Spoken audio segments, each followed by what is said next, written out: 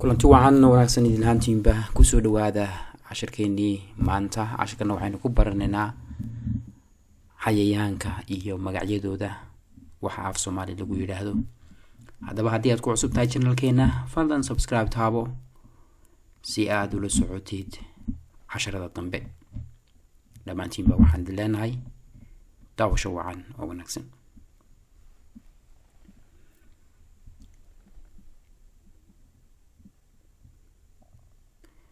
haddii aan soo qaato cayayaanka ugu horeeya waxa af Soomaali lagu yiraahdo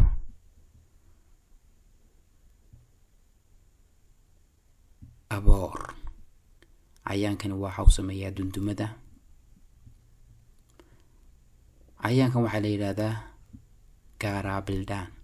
waxa kale oo loo qori karaa gaaraabidaan.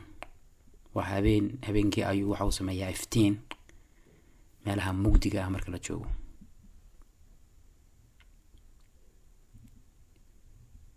aleel,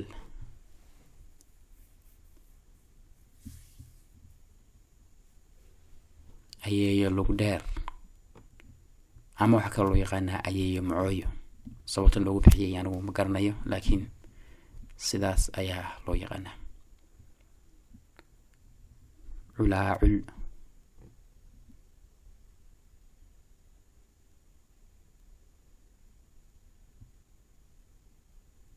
dhirtaxanyo waa cayayaan markaasi u eg hangaraaraca.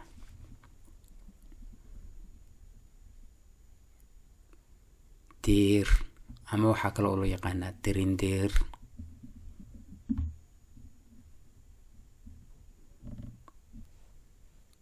dirxidhuleed,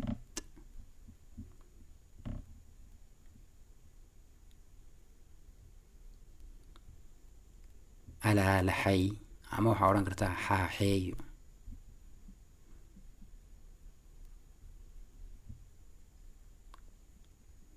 dirxi,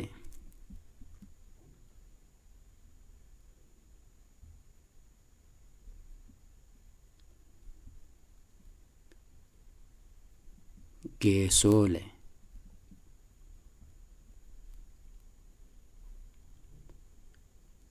hangaraarac,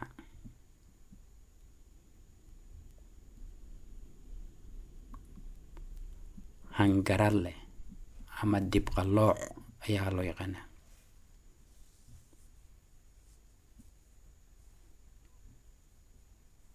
injir,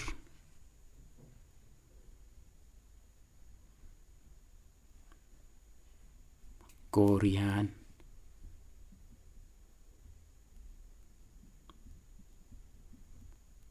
roob la dhac,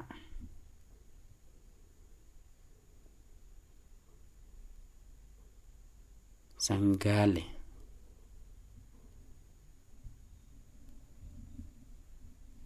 goofane,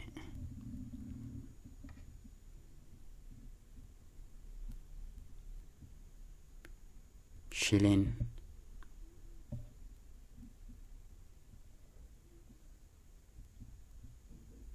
tagfi ama boodo. waxaa kale oo u qori kartaa tagfi oo halka gaada ayaa waxaa ku bedelaysaa ka. marka erayada noocan oo kale ah ee gaada dhexda ay ku jirto waxaa lagu bedeli karaa ka. waxaana kamid ah sida tagfi oo loo qorayo tagfi, iyo sida sagaaro oo loo qori karayo sakaaro.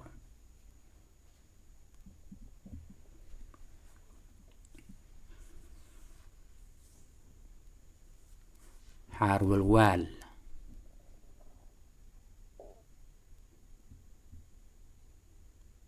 takar ama gendi waa nooc ka mid ah cayayaanka geela cuna.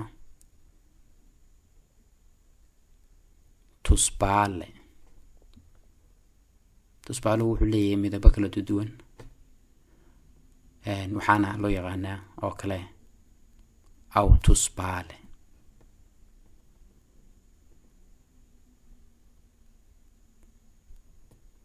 xoon,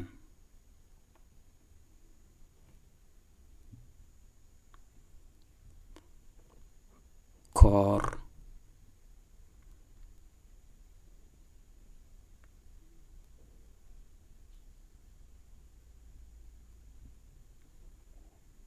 aleen. Aleenku waa nooc kamid ah koorta markay yar tahay waxaa la yidhahdaa aleen. koorta birtaana waxaa la yidhahdaa dawan.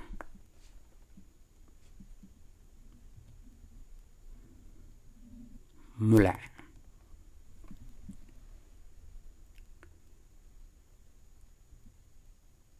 malow. malowguna waa madow inta badan.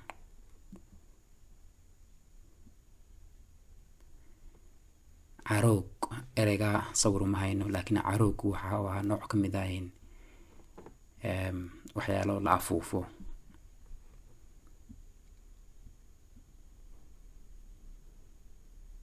waxaan soo gaadhnay dhammaadkii cashirkeena. intaynu ku kulmayno cashar noocan oo kale ana waxaan idinkaga tegaynaa dhammaantiinba sidaa iyo nabadgelyo.